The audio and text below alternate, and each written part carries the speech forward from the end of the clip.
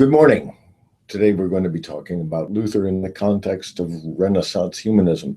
Specifically, I have in mind the contrast between Luther and Erasmus.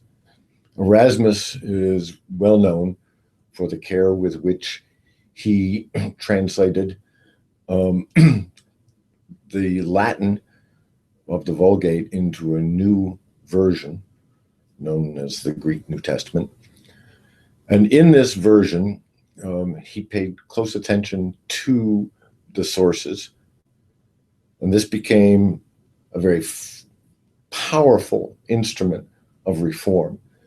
So when you look at the, the Durer print of Erasmus, what is striking is the simplicity, the attention to the book, the attention to scholarship, the attention to the careful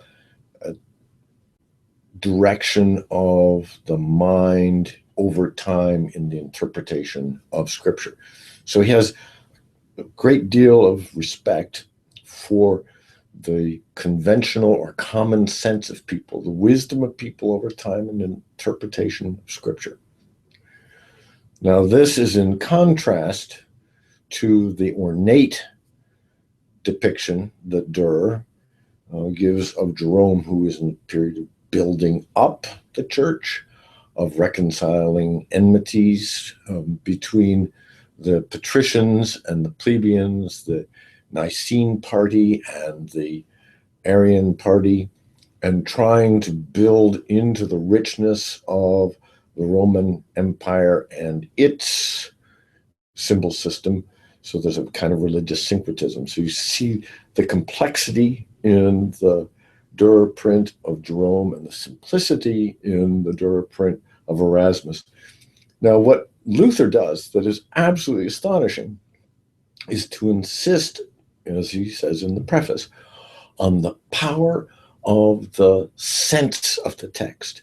He does not give a literal translation, but he goes for the sense of the text.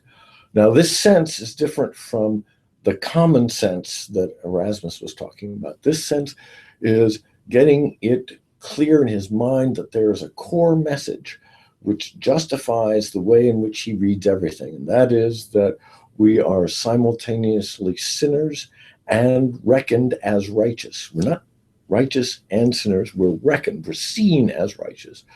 And that is such a powerful insight that it simply shapes everything that Luther does. And you will see this in his way of talking about the inner and the outer person. And you will see this in the way in which he thinks of the freedom of the will as an escape from the task of trying to fulfill the law because you are reckoned as righteous even though you're not.